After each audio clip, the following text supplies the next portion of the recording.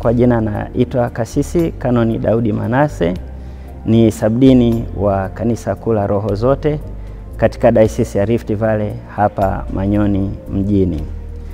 Kipindi hiki tulicho nacho ni kipindi cha Majilio.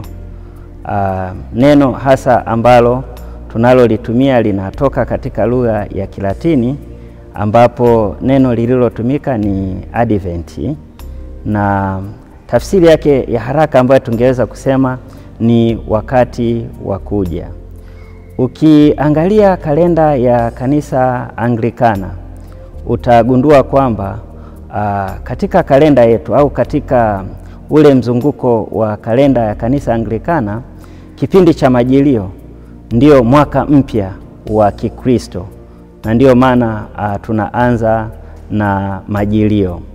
Na kuelekea katika ile Jumapili ya kwanza ya Majilio, yani Jumapili moja kabla ya Majilio, mahali pengi katika kanisa Anglikana, lakini pia madhehebu mengine, kwa mfano wenzetu wa Katoliki, Jumapili hiyo huwa inaitwa ni Jumapili ya Kristo Mfalme, kwa maana kwamba yapo makanisa ambayo huwa yanaitwa Kristo Mfalme au Christ Church.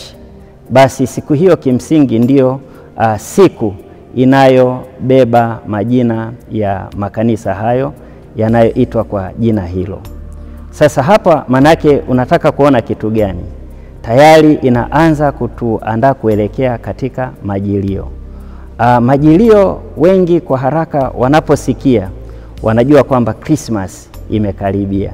Ndiyo, hiyo inaweza ikawa ni sehemu ya unaposikia neno hili Majilio, manake moja kwa moja unajua kwamba Christmas imekaribia.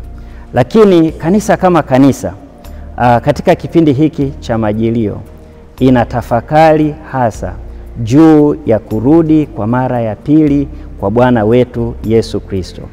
Na hiyo tunakumbushwa hasa wakati wa adhimisho la sakramenti ya chakula cha Bwana. Kuna mambo makubwa matatu pale tunayoyakili tunapokutana kwa ajili ya meza ya Bwana.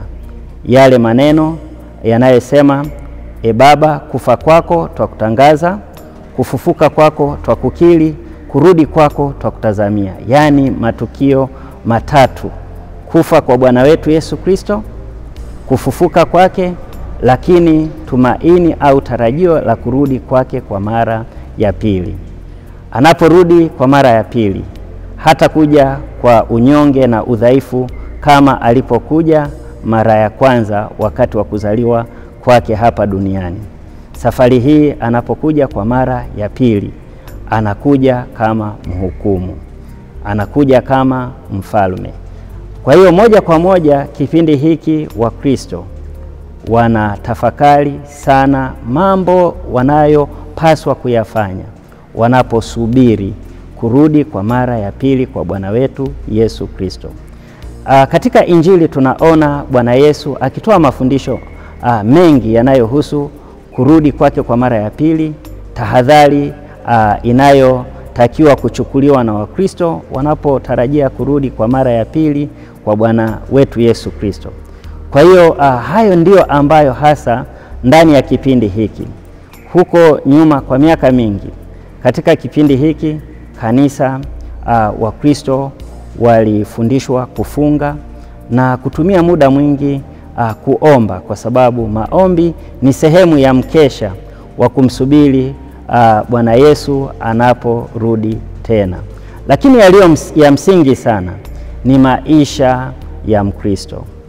Tunaposubiri kurudi kwa mara ya pili kwa Bwana wetu Yesu Kristo, tunakumbushwa tena maeneo muhimu sana katika maisha ya Mkristo: utakatifu, maombi, kuendelea kukaa katika neno la Mungu, lakini pia kujilinda na choyo, kujilinda na mambo yanayotufanya tuwe mbali na Mungu.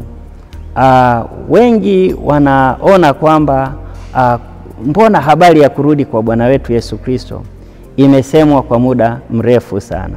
Na ndio maana sasa hata unaona mitazamo ilikuwa tofauti toka kanisa la awali. Na ndio maana unaona nyaraka zile ambazo Mtume Paulo anaandika kwa Thesalonike juu ya kurudi kwa mara ya pili kwa Bwana wetu Yesu Kristo, inabaki vile vile. Siku haijulikani, lini atakuja haijulikani, lakini sisi tupo katika safari hiyo ya kungoja.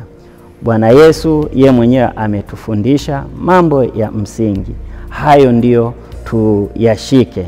Na ndio maana wale ambao hawaendi kwa busara, wao wataenda katika namna ambayo siku hiyo itawakuta kwa ghafla na katika namna ambayo hawakujiandaa. Kwa hiyo ni kipindi cha kujiandaa, na yale ya kujiandaa Bwana Yesu ameyafundisha kwa uwazi kabisa. Ametoa mfano wa wale wanawali 10, ametoa mfano wa yule bwana aliyesafiri, halafu anaporudi anapotaka taarifa kwa wale watumishi wake, mifano mingi.